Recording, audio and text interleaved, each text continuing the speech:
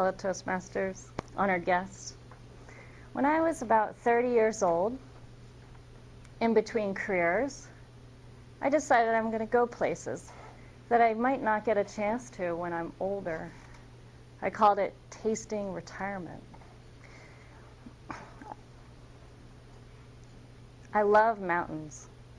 From living in Colorado, I would see the little brown pikas, the mountain mice, scampering over the granite rocks, the tiny little alpine flowers that get to bloom for 1 month,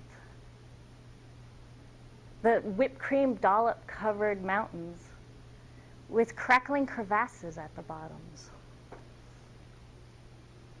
Not to mention the fresh, crisp smell of the thin air. So I decided to go to Asia. I found myself 18,000 feet in the Everest region of Nepal, 10 days into my backpacking trip of 21,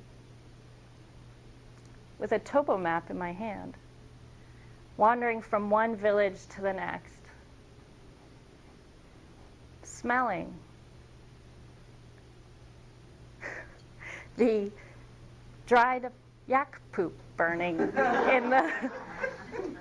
in the stoves of the villagers. Also passing sandal-wearing Buddhist monks draped in orange and maroon cloths with a nod. I could feel my breathing. I could hear my heartbeat. I spent a lot of time in my head, ignoring my pain in my quads. Some might say I spent time outside my body. The two are indistinguishable when you're at 18,000 feet. I was struggling with, what am I going to do with my life? Is this a midlife crisis at 30? I had just gotten out of a high-paced engineering job. I had battle wounds to prove it. Furrow lines. I was gray in my late 20s. I wanted a job that was meaningful, that wasn't based around money, that was less stress, and I could teach. I enjoyed sharing things that I've experienced with people. So when I quit my engineering job, I decided to go to massage therapy school. What better way to de-stress by giving and receiving a massage every day for 6 months? During that schooling, I had a nutrition class taught by a naturopath. I loved that class. It's amazing, the nutrition and the physiology of it in the body. Blew my mind. So while I was sitting on this granite rock with the prayer flags draped all over it,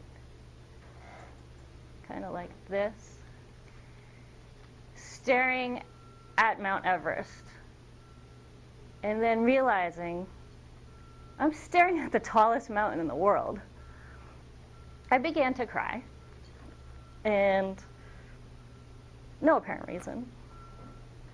As the clouds started to part and it was clearer in my head, I realized I'm going to medical school and I'm going to become a naturopathic physician. That's it. So on my hike back on the valley across the way, I came across Sir Edmund Hillary's hospital in Kundi. The doors were literally open. So I dropped my 40-pound pack down with a thud. And I decided to walk in cautiously. Surprisingly, I was met up by an American physician who was so happy to see me. She instantly took me through the hospital and started showing me all the rooms and the functions and the classrooms and all the herbs that they were using with the local people. She's there 3 months a year volunteering and providing health care to travelers and Sherpas. This was my confirmation.